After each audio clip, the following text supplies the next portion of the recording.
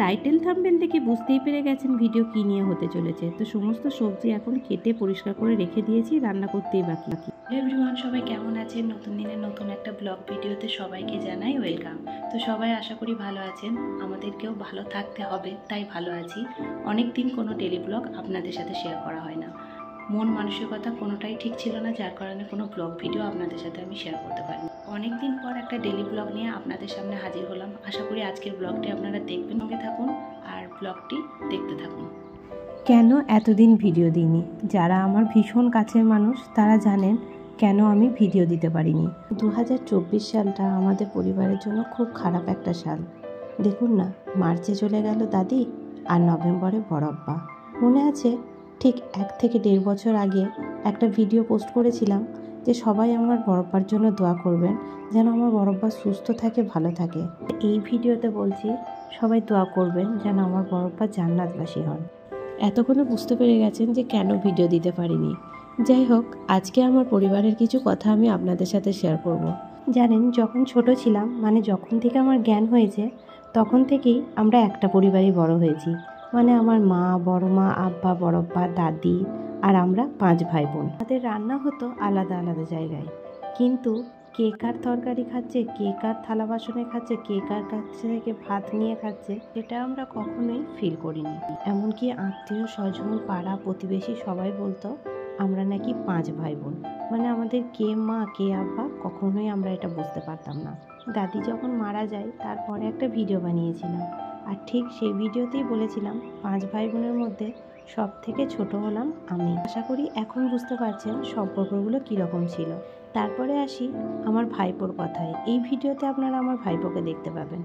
আমার এই ভাইপো জানতো যে আমার আপামনি, আমার 2 ভাই আর আমার দিদি, ওরা 4 ভাই বোন, আর আমি আমার আব্বার একমাত্র মেয়ে। এই 2 বছর হলো জানতে পেরেছি যে না, আমরা 2 বোন আর ওরা 3 ভাই বোন। কারণ আমার ভাইপো ছোট থেকেই দেখে এসছে যে দিদি বড়ব্বাকে আব্বা আর বড় মাকে মা বলেই ডাকে। ও ছোট থেকেই আমার বড়ব্বা বড় মার কাছে মানুষ হয়েছে, তাই দিদি বড়ব্বাকে আব্বা আর বড় মাকে মা বলে ডাকে। এতদিন ভিডিও না দেওয়ার একটাই কারণ ছিল আমার বড়ব্বা যে হঠাৎ করে আমাদেরকে ছেড়ে চলে যাবে এটা আমরা ভাবিনি। ভাবতাম একদিন না একদিন তো যেতে হবেই, কিন্তু এত তাড়াতাড়ি যাবে এটা কখনো কল্পনা করিনি। ছোটবেলা থেকেই বড়ব্বার সাথে অনেক সুন্দর সুন্দর স্মৃতি জড়িয়ে আছে। অনেক সুন্দর সময় আমরা বড়ব্বার সাথে পার করেছি। বড়ব্বার সাথে অনেক মজার মজার গল্পও করেছি। বড়ব্বার সাথে এরকমই অনেক স্মৃতি, অনেক গল্প, যেটাই 9 মিনিটের ভিডিওতে 1 ভাগও বলতে পারবো না হয়তো। ছোট থেকেই আবদারের জায়গায় ছিল আমার বড়ব্বা। সমস্ত আবদার, শখ, আহ্লাদ সবটাই আমার বড়ব্বাই পূরণ করতো। যেটাই যখনই দরকার হয়েছে আমরা ফোন করে সঙ্গে সঙ্গে বলে দিতাম, বড়ব্বা এটা কিনতে হবে, ওটা লাগবে, নাচের স্কুলে এটা লাগবে। এমনকি নাচের স্কুলে পায়ের ঘুঙুর থেকে শুরু করে সমস্তটাই আমার বড়ব্বারই কিনে দেওয়া। যেটা যখন দরকার হয়েছে সেটা তখন মনের মধ্যে ভেবেছি, সেটা পূরণ করেছে আমার বড়ব্বা। যখন আমার বিয়ে হয়ে যায় তখন তো চলে গিয়েছিলাম পাঞ্জাব। আর পাঞ্জাবে যখন জানতে পারলাম যে আমার বড়ব্বা বড় মা আমার কোয়ার্টারে আসছে বেড়াতে, তখন ছোটোবেলায় যে ঈদের আনন্দটা হতো, মানে আমরা ছোট থেকেই যে ঈদের আনন্দটা পেতাম, ঠিক আমার মনের মধ্যেও সেই আনন্দটা হচ্ছিল। যেদিন রাত্রে, মানে ভোরের দিকে বড়ব্বার ট্রেন ছিল চণ্ডীগড়ে নামার, সেই রাতটা আমার সারা রাতই ঘুম হয়নি। মনে হয়েছিল কখন প্ল্যাটফর্মে গিয়ে বড়ব্বা বড়মার মুখটা দেখবো আর ছুটে গিয়ে নিয়ে আসবো ওদেরকে। 1 সপ্তাহের মতো ছিল আমার কোয়ার্টারে। সেই 1 সপ্তাহটা যে আমার কি 1 সেকেন্ডের মধ্যে কেটে গেছে সেটা শুধু আমি, আমার বর, আমার বড়ব্বা বড়মাই ফিল করেছি। কখনোই মনে হচ্ছিল না যে 1 সপ্তাহের মধ্যে ওদেরকে আবার বাড়ি পাঠিয়ে দেবো। তো যখন আমার বড়ব্বা বড়মা চলে এসেছিলো আমি ভীষণভাবে কান্না করেছিলাম। পুরো কোয়ার্টারই যেন আমার ফাঁকা হয়ে গেছে। আর দেখুন, এখন মনে হচ্ছে যেন আমার পুরো পৃথিবীটাই ফাঁকা হয়ে গেছে, কারণ বড়ব্বা আর নেই। এখন বিয়ের পর যখন খেতিয়া যায় তখন শুধু আমার বড়ব্বার জন্যই আমি ছুটতাম যে দাদির বাড়ি গিয়ে আমার বড়ব্বার মুখটা দেখতে পাবো, আমার বড়ব্বাকে 2 বার ছুঁতে পাবো। কিন্তু এই কয়েক মাস ঠিক নয়, এই 1-2 মাসে হলো যেন খেতিয়া যাওয়ার সেই আগ্রহটাও আমার আর নেই।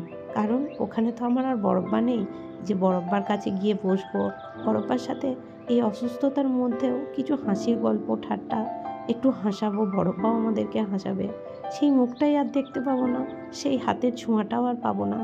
তাই এখন একটা জিনিসই মনে হয়, আল্লাহ যদি বলতো কোথায় গেলে বড়প্পাকে পাওয়া যাবে, ঠিক সেখানে আমরা সবাই যেতাম। তাই আমার প্রিয় ভিউয়ার্সরা, সবাইকে বলবো আমার বড়প্পার জন্য দোয়া করবেন, যেন আমার বড়প্পা জান্নাতবাসী হন। স্মৃতির পাতেই জড়িয়ে রইলে তুমি ভোলার নয়। হয়তো স্বাভাবিক জীবন সবাইকেই ফেরত আসতে হয়, সেরকম আমরাও ফিরে আসার চেষ্টা করছি, কিন্তু এমন কোনো দিন নেই যে তোমার কথা মনে পড়ে না। কিছুদিন আগেই বাপের বাড়ি গিয়েছিলাম, সেখানে গিয়ে বাড়িটার দিকে তাকাতে পারছি, বাড়িটা এতটাই ফাঁকা লাগছিল যে বাড়িটার দিকে ঘুরেও তাকাতে পারছিলাম না। যেই চেয়ারটায় আমার বড়প্পা বসে থাকতো, সেই চেয়ারটার দিকে তাকিয়ে মনে হচ্ছে আমার বড়প্পা যেন ওখানেই বসে আমাদেরকে দেখছে। বাড়ির বটগাছ দুটোই আর রইল না, দাদি আর বড়প্পা ছাড়া যেন ওই ঘরটা একেবারে ফাঁকা। যত বড় হচ্ছি ধীরে ধীরে জীবনের আনন্দ মুহূর্তগুলো যেন হারিয়ে যাচ্ছে। আমাদের ছেলেমেয়েরা তো জানতেই পারবে না যৌথ পরিবার কি, একসাথে রান্না কি, একসাথে বড় হওয়া কি, ভাই বোনদের সাথে বেড়ে ওঠার আনন্দটা কি। তাই আমাদের শৈশবটা একেবারে অন্যরকম ছিল, আলাদা ছিল। জানি না ইনায়াকে সেই ফিলটা দিতে পারবো নাকি, দিতে পারার চেষ্টা করলেও হয়তো দিতে পারবো না, কারণ তখন জীবনটা একেবারে অন্যরকম হয়ে যাবে। এই যে ব্লগের শুরুতেই বলেছিলাম আমার ভাইপোকে দেখাবো। স্কুল থেকে আমাদের সবাইকে পিকনিকে নিয়ে যাচ্ছে, তো আমরা সবাই যাচ্ছি। আর এই যে এই জামা প্যান্টগুলো এখন এই ব্যাগটার মধ্যে ঢোকাবো, কারণ শীতকাল আর বাচ্চাদের তো এক্সট্রা 2-3টে ড্রেস নিয়ে যেতেই হয়, যেখানেই যায় একদিনের জন্য হলেও একটা ব্যাগ করতেই হয়। তো যাই হোক, এটাও পড়ে যাবে, এটাও মাম্মা আমাকে দিয়েছিল। আর এই জ্যাকেটটা নিয়ে যাব, আর দেখি কী আর নিয়ে যেতে হয়। তো চলুন আপনারা সাথে থাকুন। নতুন জায়গায় পোস্টিং আসার কারণে বর 1 সপ্তাহ ছুটি পেয়েছে, ওই জন্য বাড়ি এসে যেখানে পোস্টিং এসছে ওখানে চলে যাবে 1 সপ্তাহ থাকার পর। তো ওই যে মালপত্র এখন নামাচ্ছে একে একে। আমি আর নিতে যাইনি, কারণ ভীষণ ঠান্ডা পড়েছে, গাড়ি নিয়ে আবার যাব, ওই জন্য আর গেলাম না। এই যে ও এখন চলে এসছে। তো চলুন ধীরে ধীরে আমি আবার ব্লগ ভিডিও আপনাদের সাথে শেয়ার করব। অনেক ভিডিও শ্যুট করে ফোনের মধ্যে রাখা আছে, এডিটিং করা হয়নি, যার কারণে আমি আপনাদের সাথে শেয়ার করতে পারছি না। তো ধীরে ধীরে সব ভিডিওগুলো এডিট করে আপনাদের সাথে শেয়ার করব। আপনারা আমার পাশে থাকুন, এতদিন যেরকমভাবে আমাকে ভালোবাসা দিয়ে গেছেন সেরকমভাবে ভালোবাসা দিয়ে যাবেন। কিট্টুর লাইফকে সাপোর্ট করুন।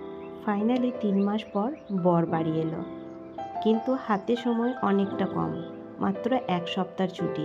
কারণ নতুন জায়গা যাবে, সেই জায়গাতে না যাওয়ার হলে হয়তো ছুটিটা আরও বেশি নিয়ে আসতো, কিন্তু নতুন জায়গায় অফিস থেকে বারে বারে ফোন করছে, তাই তাড়াতাড়ি জয়েন হতে হবে। প্রত্যেকবারের মতো মেয়ের জন্য কেক নিয়ে এসছে, আর মেয়ে এখন সেই কেকটা খেতেই ব্যস্ত। এরপরে শেয়ার করি, আমার বরের এক কলিগ বাড়িতে আঙ্গুর চাষ করেছিল, তো সেই আঙ্গুর এখন 2 পেটি আমাদের জন্য দিয়ে পাঠিয়েছে। তো এই যে সেই আঙ্গুরগুলোই এখন খুলে আপনাদের সাথে শেয়ার করব। তো আঙ্গুরগুলো ভীষণ টক ছিল, যেহেতু কাঁচা ছিল, তো বলেছিল কিছুদিন রাখার পর খেতে, তাহলে মিষ্টি হয়ে যাবে। তো এরকম 2টো পেটিতে আঙ্গুর পাঠিয়েছে। আমি প্রথমেই একটু খেয়ে দেখেছিলাম, ভীষণ টক। যাই হোক, কিছুদিন রেখে আবার খেতে হবে, তার আগে ফ্যামিলির প্রত্যেকজনাকে কিছুটা কিছুটা করে দিয়ে পাঠাবো। এই মেমেন্টোগুলো ম্যাঙ্গালোরের অফিস থেকে দেওয়া হয়েছে, তাই আপনাদের সাথে একটু শেয়ার করলাম। নতুন জায়গায় পোস্টিং এসছে, নতুন অফিস, নতুন মানুষজন, নতুন কলিগ, আবার নতুন করে আবার একটা জীবন। যাই হোক, যেন পোস্টিংটা খুব সুন্দরভাবে কাটে, আপনারা দোয়া করবেন।